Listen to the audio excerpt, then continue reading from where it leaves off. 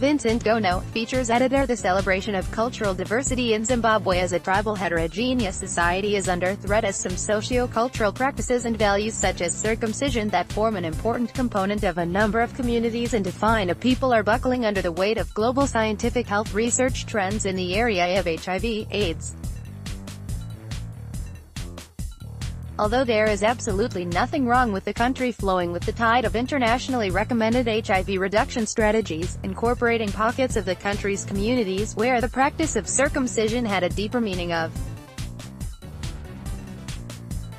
belonging, identity and dignity rather than just prevention of HIV/AIDS should be done carefully without tampering with the cultural meaning of the practice, as is the case now, at least according to traditional leaders.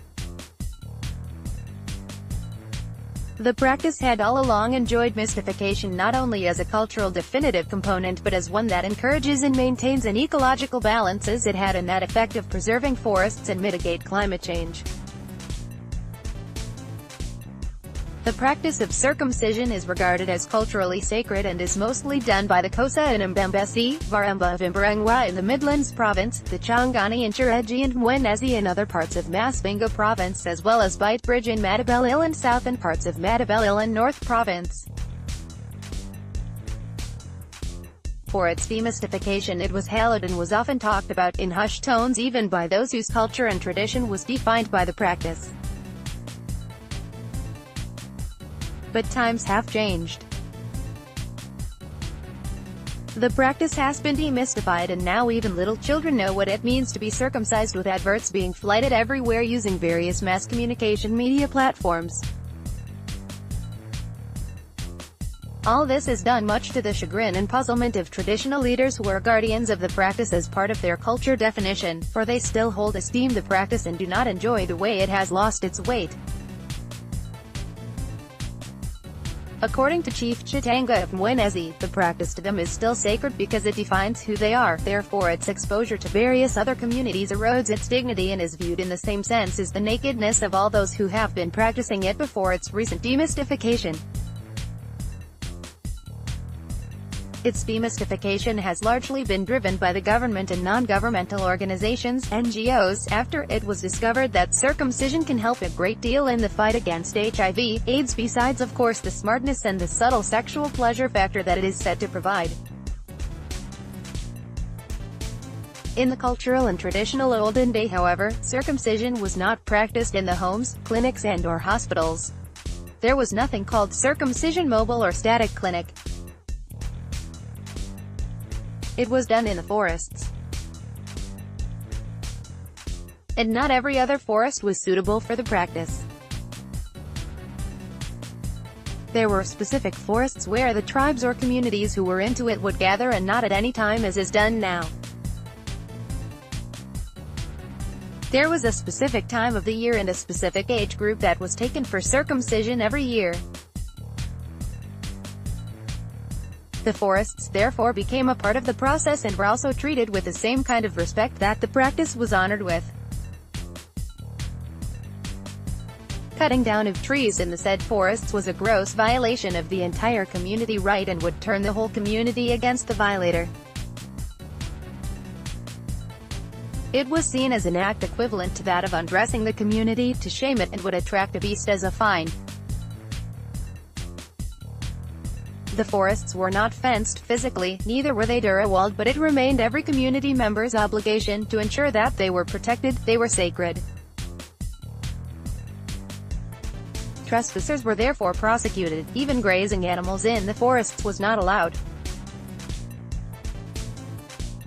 And the communities that practiced circumcision unconsciously ensured the preservation of trees and natural vegetation. They were always thickets, and in climate change lingo forests are important in trapping some of the atmospheric gases such as carbon dioxide, and they are called carbon sinks.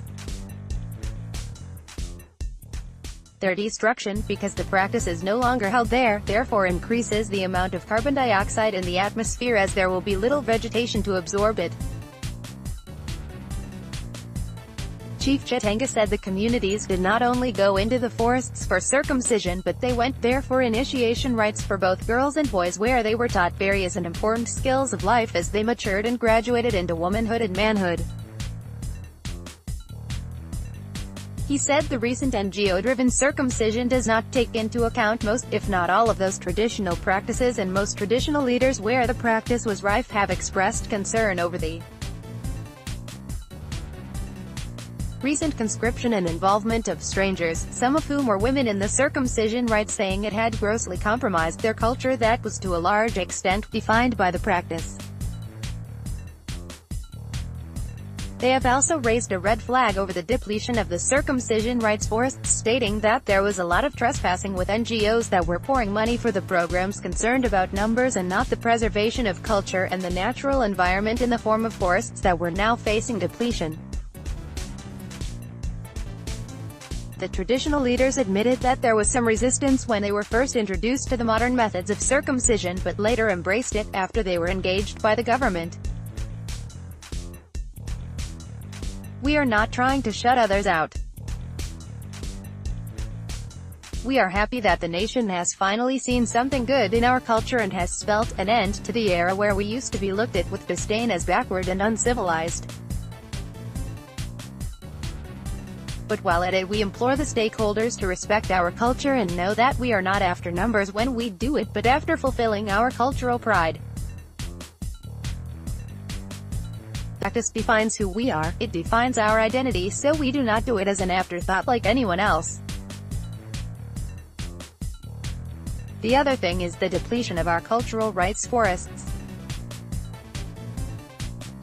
There used to be thickets, meant for that, along the run and save rivers for easy access to water, as the exercise requires a lot of cleaning, but the new methods where clinics and schools are now a substitute of forests have seen a depletion of the forests as they have become redundant and are no longer preserved. As chiefs, however, we continue encouraging people not to cut down trees, and those that do so in such forests are fined, said Chief Chitanga. His sentiments were echoed by Chief Sovani of Tureji, who said the practice was now done in schools and hospitals and therefore compromising the initiation rites.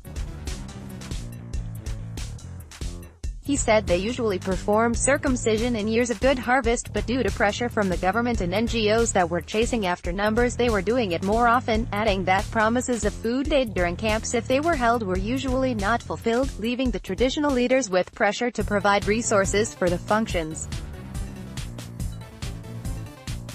He said in times when they go to camps they usually spend 3 to 4 weeks to allow wounds to heal. Chief Sovani said they were against the conscription of strangers who he said would just be at work and were not be part of them culturally. Headman M. Papa of Chikambeji under Chiefs Engwe and Chureji had no kind words on the way the current circumcision rites were done. He said the involvement of strangers and people who do not belong to their particular culture was taboo and was supposed to be dismissed with the contempt it deserved. He added that current trends of circumcision were not doing anything to preserve the forests and were bad, as they took little recognition of the deep-seated cultural values enshrined in the practice of initiation rites. Mr. Barnabas Mawire, a sustainable forest management specialist, said valuing socio-cultural practices was one of the most effective ways of preserving forests and a variety of other tree species from extinction. He said trees were important in mitigating the effects of climate change. Conservationists encourage the preservation of forests through socio-cultural practices that makes it taboo to cut down trees and engage in unsustainable burning of forests. Trees need carbon dioxide in the process of photosynthesis, therefore the lack of vegetation means there will be a concentration of carbon dioxide in the atmosphere, which is one of the greenhouse gases. Trees act as carbon sinks and are very crucial in the whole equation of mitigation in the climate change discourse.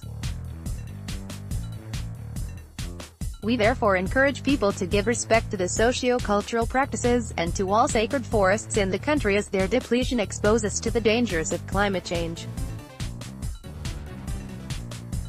That is why the United Nations, through the RED, reduced emissions from deforestation and forest degradation, is incentivizing the replenishing of degraded forests to create more carbon sinks and maintain a balance in the water cycle where trees play a crucial part, he said. He added that traditional leaders should take an active role in ensuring that socio-cultural practices such as circumcision that preserve forests and tree species were not trampled upon.